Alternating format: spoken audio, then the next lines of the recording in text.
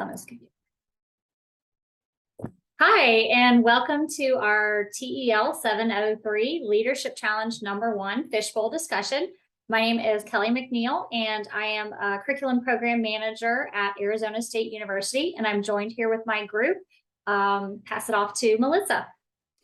Hi, everyone. I'm Melissa Nelson. I am a pre-K through 6 school counselor at a private Catholic school in New Jersey. And Inga, you're next. Hi, everyone. I'm Inga Pajorni. I work at Harvard Medical School as an assistant director of program operations. David, off to you. Hi, I'm David. I'm the assistant head of school at the Galloway School, which is a pre-K to 12 independent day school in Atlanta. And passing off to Sandra. Hi, everyone. My name is Sandra LaFleur, and I'm here in Miami, Florida. I work at Miami-Dade College as a director of Changemaker Education and Social Innovation. And I'm going to hand it back to Kelly so we can get started with our discussion. Thank you, Sandra. So we have some provocative questions this week, which are: how are groups and communities of practices different? How are they alike? So what? And what now? And I'm going to get started kind of just talking about communities of practice. This is very close to my actual problem of practice. So one of the quotes that really stood out for me in Wenger's readings this week is the following: and in spite of curriculum, discipline, and exhortation, the learning that is most personally transformative turns out to be the learning that involves membership in these communities of practice. So my initial problem of practice was centered around effective professional development and training for K-12 teachers, specifically around integrating emerging technology in the classroom. My problem has evolved as I asked myself, how would I measure effective program and technology development? And what I'm most interested in, as I said, is the actual integration of the technologies into the classroom and figuring that out, and how the professional development or the training affects that. One aspect that I started out initially looking at was digital badges. So digital badges are a visual recognition component when you complete a training or a professional development. They are inherently meant to be shared socially. They don't really mean anything as a visible means of recognition on their own. So this has started me looking at PLCs, or professional learning communities, and PLNs, professional learning networks, this past semester, and specifically within some trainings that I led this summer. I did present at the UC Boulder Badge Summit on this topic, and the next evolution of my research essentially is to dig even deeper into how professional learning communities and professional learning networks, kind of a larger aspect of the professional learning communities, might be related to this statement is that the transformative learning itself is not in the curriculum, and it's not in necessarily everything that's happening in the classroom. It's how these educators are talking to each other, how they're sharing knowledge with each other. And I think that that's really what is going to, or I'm hoping in my research and through my problem of practice, I'm going to find the more effective professional development is really enhanced by these, again, PLCs, which are, to me, very interchangeable with just the terminology of community of practice. Kelly, it's funny, if you guys don't mind, I'll jump in. That was one of my quotes, because that one really spoke to me as well. Like that, and it just makes inherent sense, right? Like you're going to learn more when you're actively engaged, when you're in that community and you're participating. A quote that's tangential to that, just to add to the discussion, I could say was the primary focus of Wenger's theory is on learning as social participation, right? Participation refers not just to local events of engagement in certain activities with certain people, but to a more encompassing process of being active participants in the practices of social communities, and then constructing identities in relation to those communities. So similar to what you were saying, with my POP being studying mindfulness in kindergarten students, you know, it's the idea that you're going to provide a sort of a framework And then that community of practice is going to essentially kind of build its own level of knowledge through their engagement and that social participation. In my particular situation, it'll hopefully be, you know, as we practice the mindfulness techniques, the students learn from observing each other and participating and, you know, feeding off of that energy from one another. But I see a lot of parallels in our POPs in that way, the really important aspect of social participation in the community practice. It's a really great segue, because one of the quotes that really stuck out to me from Wenger's readings as well was, "We are social beings.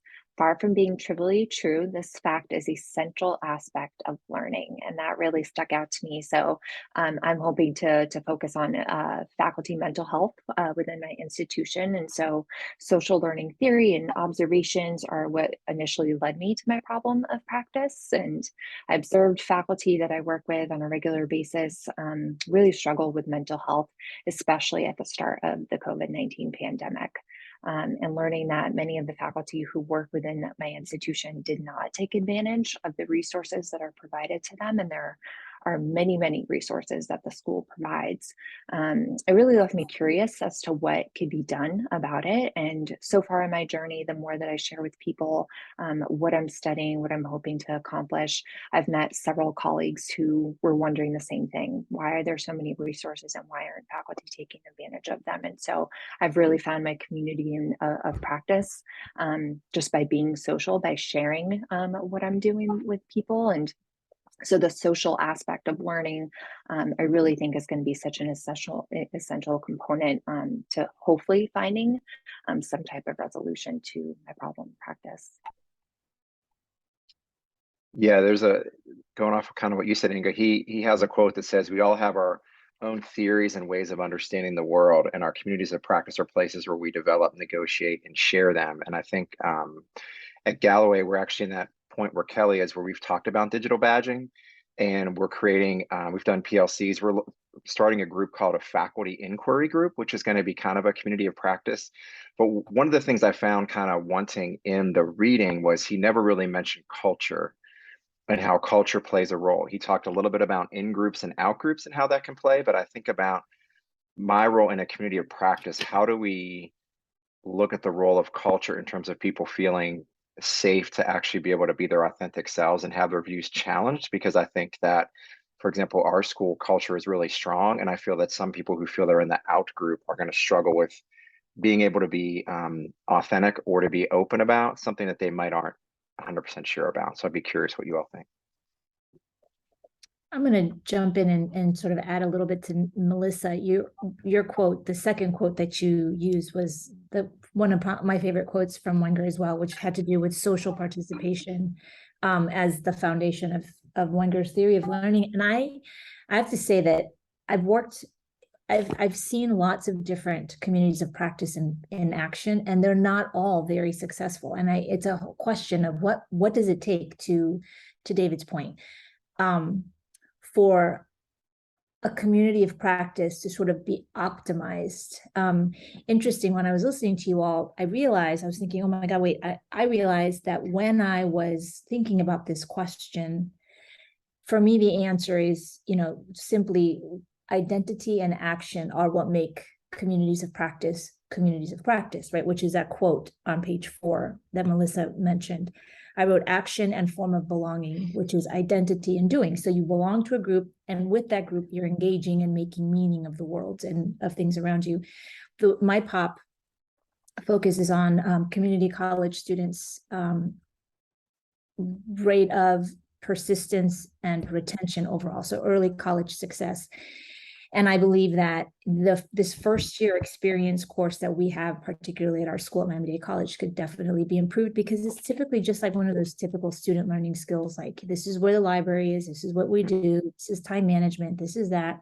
So it's a body of information over here. But then I've been working on this notion of change maker education, which really just encompasses different approaches to helping build identity for a purposeful, meaningful pursuit of profession, right? So it's like the world needs certain things, you have certain gifts and proclivities, and you have certain passions. And if you can put those together, how might this change the way that you look at your educational time, your process here with us? So I feel that by taking that course and redesigning it, which is at the heart of my action research, and integrating components of changemaker education, which have to do with building agency, developing extrinsic and intrinsic motivation for students, and connecting it to pro-social need, that this community, this identity of change makers is really big. There's a lot of work that I do outside the classroom that has to do with building identity. We are change makers. You are a change maker. What does it mean to be a change maker? And we have these attributes all over t-shirts and stickers and,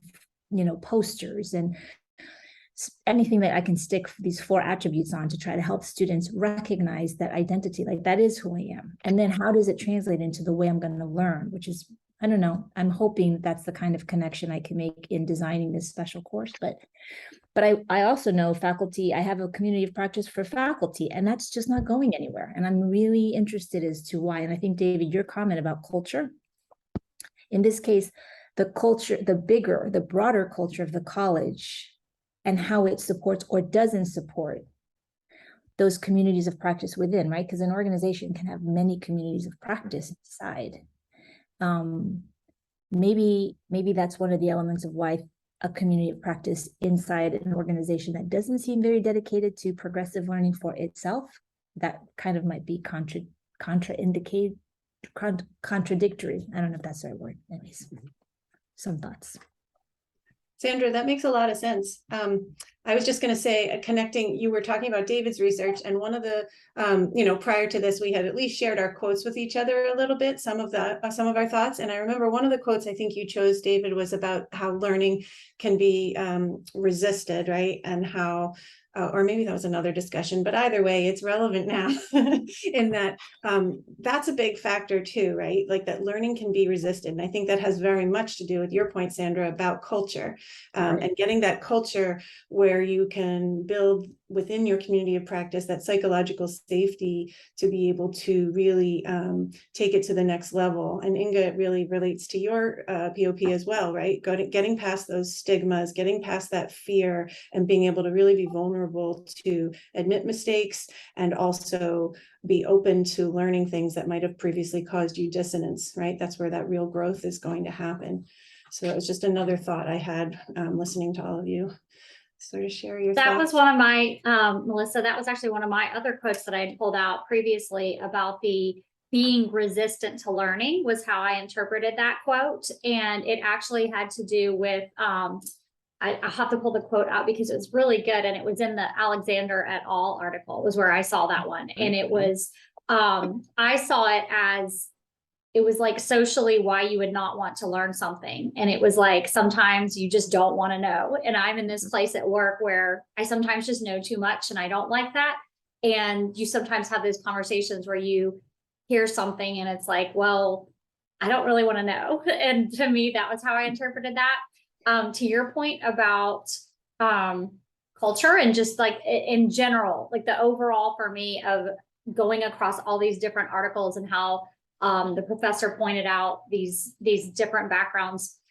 What's really stood out to me about communities of practice is how pervasive they are. And this was in there as quoted in the article too, that they're everywhere and we don't even think about them, whether we define them or not. Like everything we do is a community of practice. So whether it's aligned with like what we want it to be or what we don't want it to be, it's still a community of practice. So that like whatever it is that we don't want it or we don't associate with like the positive outcomes of what we want, it's still a community. So in regards to culture, David, I don't know specifically what it is, that you think would help, but like, is there a common thread? You know what I mean? And is there something that you want them to be united in this community, but there are already communities, like they already exist there, Eileen, yeah, I totally agree. And I think I'm thinking about what you said, Sandra. I think it's a mindset shift for people to have. It's almost like we tell kids to have metacognition. They know how they learn. And I think some of our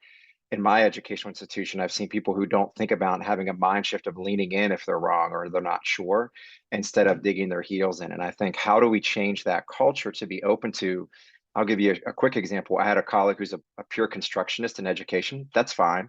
There's been some brain research that says that pure constructions without some scaffolding cannot be great for kids because of cognitive overload. And I shared that with him, and he was like, no, no, no, no, no, no, no, no. I'm a constructivist. I'm like, that's not we got to lean in. Like, just because we believe things doesn't mean they don't change. And I think, how do we get people to lean in? And I don't have the answer always for that. Yeah. I think that, I mean, oh, sorry, Inga, go ahead.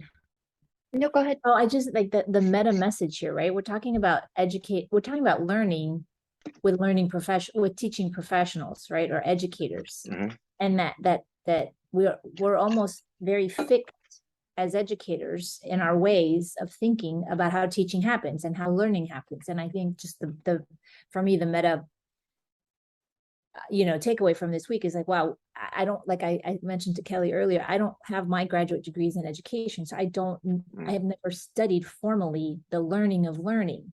I've just organized a lot of learning from the get-go of my profession, but I've never really sat back. I do think I'm a socioculturalist. Just from what I've read, I'm like, I think that's how I've viewed things. Because coming in from the youth development perspective and David, working with students like yours, like I think about their non-cognitive experience and development and possibly, adverse childhood experiences and how it impacts cognitive development. So I look at things like that, but I've never seen this view into learning. And it's interesting how, if I took this back to at least my community or my communities of practice, how resistant it might be to just open our mindsets to the way that we should maybe be looking at learning differently.